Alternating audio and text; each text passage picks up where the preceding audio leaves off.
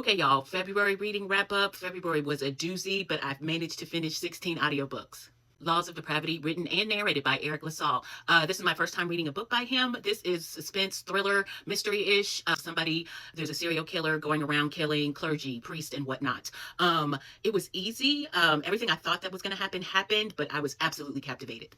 Change of Heart by Kate Cantberry, narrated by Stella Hunter and Oscar Reyes. This is ER, Grey's Anatomy fun.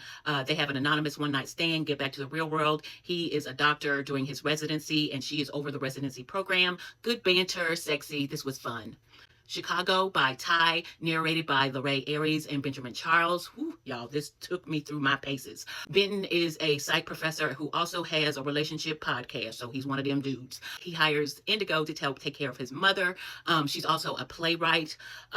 They have both been traumatized by past relationships. When I tell y'all they struggled to make this relationship work, I struggled to make this relationship work. We finally got there, but it was a ride.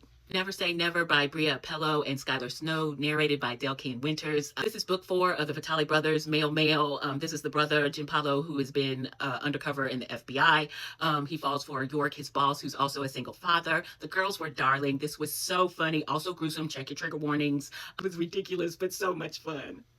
Almost Maybes by Anna P., narrated by Suanna Leone and Zachary Weber. Super cute. This is an age gap.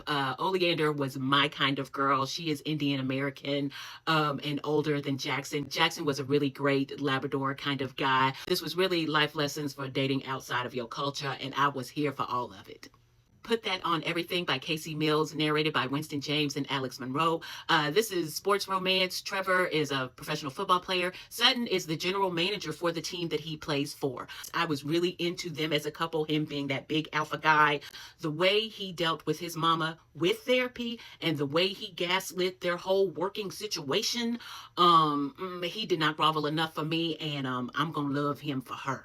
The Favorite Girl by Monica Arya, narrated by Nikita Tawani. This is thriller suspense, heavy, dark. The trigger warnings were triggered. Poe Lil Demi, I don't know how I feel about this book, y'all. There were plot holes. Some things didn't make sense. A lot of whys. I couldn't put it down. I don't know. I do feel like I need to read the second book before I can form my opinion. This is Why Choose Mafia Romance. Check your trigger warnings. Poor Cora was trying to save her mama's life.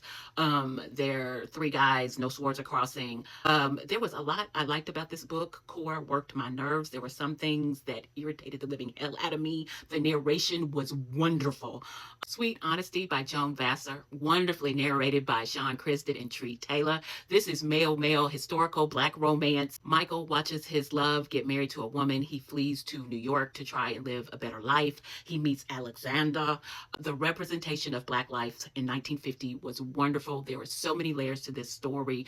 Their relationship was everything. The way these two could not hold a nut to save their soul. I know they was hell on a water bill.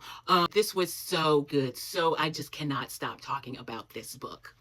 Talk to Me Nicely by Brianne Dene, narrated by Ashanti as Hell and Vonzel. This is my first book by Brianne Dene.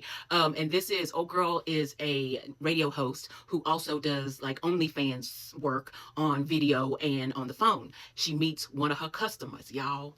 The audio book for this sucker is no joke. All the sounds that you want to hear, y'all, it's the cadence, the tempo, the consistency, the timing, the reality. Behind Her Lives by Brianna Cole, narrated by Diana Blue. This is a thriller suspense. Evan finds out her sister Kennedy is supposed to be dead. She don't believe it. Goes on to try to figure the shits out by herself. It was a whole lot going on. I did struggle with the narration in this one. It was good. It was a lot. Mega Man by Mel Dahl, narrated by Miles Washington and Opal Black. Tyler Perry meets Tubi. Poe Ruth. Yeah, this was so over the top. I just had to let it go and ride the train. The Professor by Skye Warren, solely narrated by Alexis Page. Ex-boyfriend's deity. She's the poor girl in college on a scholarship. He's this mysterious professor. It's a secret society. All the taboos. I already know I'm going to have to listen to all the books to get the whole story because it's a cliffhanger, and I'm all in.